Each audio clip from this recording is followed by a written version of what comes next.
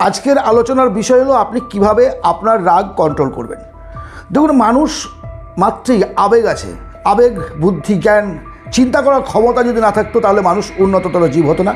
আর ভাবতে পারি, চিন্তা করতে পারি বলে অন্যের কথা আমাদের খারাপ লাগে, অশান্তি হয়। শুধু তা নয়, আমি অন্য পশুকুলের উদাহরণ দিয়ে বলতে পারি, আপনি চারিদিকে যে পশুকুল আছে তাদের মধ্যে, পাখিদের মধ্যেও লড়াই হয়, গরু ছাগলের মধ্যেও লড়াই হয়, তাদের একটা সামাজিক গোষ্ঠী, একটা পাড়ার কুকুর একটা পাড়ার আসলে পরে সেখানেও লড়াই হয়। অর্থাৎ রাগ থেকেই কিন্তু এর বহিঃপ্রকাশটা হয় প্রত্যেকটা জীবের মধ্যেই। তার মানে আবেগ আছে। মানুষ উন্নত, তাকে কন্ট্রোল করতে পারে, কিন্তু অন্য জীব সেটা কন্ট্রোল করতে পারে না।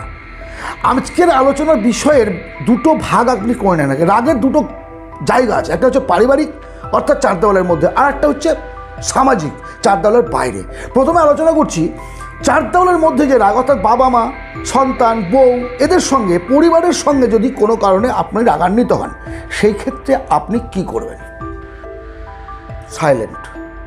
সবচেয়ে বড় শক্তি এটা, তর্কের চেয়ে বড় শক্তি এটা। আপনি চুপচাপ হয়ে যান, বাড়ি থেকে বেরিয়ে যান, খাওয়ার সময় আসুন, খান, ঘুমান, আবার বেরিয়ে যান। কারোর সঙ্গে এক্সট্রা কথা বলবেন না।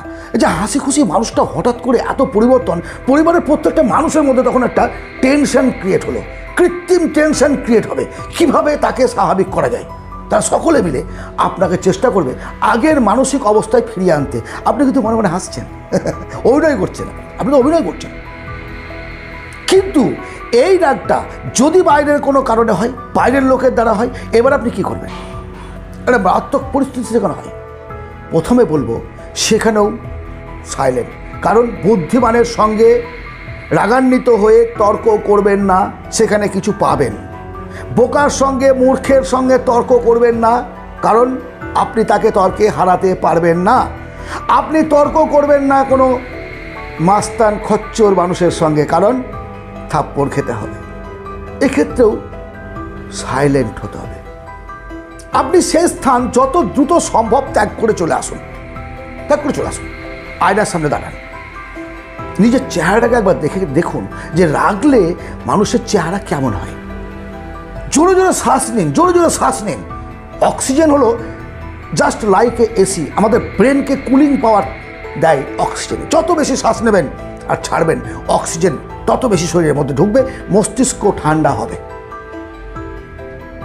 আবার আপনি যদি অতিরিক্ত রেগে যান, সেই ক্ষেত্রে একটা ডায়েরিতে রাগের কারণ লিখুন, কার ওপর রেগেছেন লিখুন, তার জবাব কীভাবে দেখুন। জবাব বম ফাটিয়ে নয়, জেল খাটতে হবে। সুতরাং আপনাকে তার জবাব, রাগের জবাব, অভিমানের জবাব, অপমানের জবাব সফলতাতে দিয়ে, ব্যবহার দিয়ে দিতে হবে।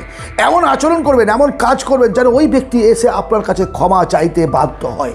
রাগের দ্বারা যা করি সর্বনাশের কাজ করি। রাগ যদি বুকের ভেতরে পুষে নিয়ে বেড়ায়, সেই রাগের আগুনে নিজেই নিজেকে পোড়াবেন, অন্য কারো কোনো ক্ষতি করতে পারবেন না। কারো ওপর রাগান্বিত হয়ে রাত্রে ঘুম কামাই হবে, ইনসমনিয়া হবে, ডিপ্রেশনে যাবেন, আলসার হবে, মেবি ক্যান্সারও হতে পারে। সো যদি জীবনটাকে ক্যান্সারে পরিণত করতে না চান, জীবনে শান্তি চান, রাগকে কন্ট্রোল করতে শিখুন। আজ থেকে সবচেয়ে বড় কথা হলো ক্ষমা করতে শিখুন। ক্ষমা মহৎ গুণ। মানুষ সবচেয়ে বড় যেটা পারে সেটা হচ্ছে ক্ষমা করতে। ক্ষমা করার কোনো দুর্বলতা নয়। আপনি ভাববেন না যে আপনি কাউকে ক্ষমা করে দিলেন মানে আপনি দুর্বল মানুষ। না না না, দুর্বল নন আপনি। আপনি ক্ষমা করেছেন মানে আপনার মধ্যে একটা মহত্বতা আছে।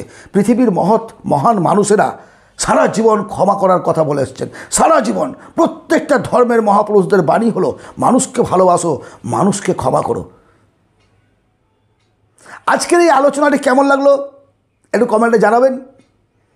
আপনাদের কী ধরনের ভিডিও আপনারা চান, কারণ এই চ্যানেলটি আমার অর্থনীতির ওপর নয়, মেন্টালিটি, হিউম্যানিটি, মনুষ্যত্বের বিকাশ, ভালো থাকা, ভালোবাসা ইত্যাদির ওপরেই আমার এই চ্যানেলটি।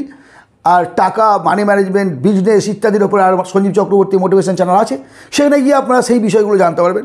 এই চ্যানেলের উদ্দেশ্য হলো আপনাকে সততার সঙ্গে, আনন্দের সঙ্গে কিভাবে আমরা সকলে মিলে বাঁচব তারই আলোচনা। ভালো লাগলে একটা লাইক, কমেন্ট, সাবস্ক্রাইব করবেন। পরবর্তী ভিডিওতে আবার কথা হবে। ভালো থাকবেন, সুস্থ থাকবেন।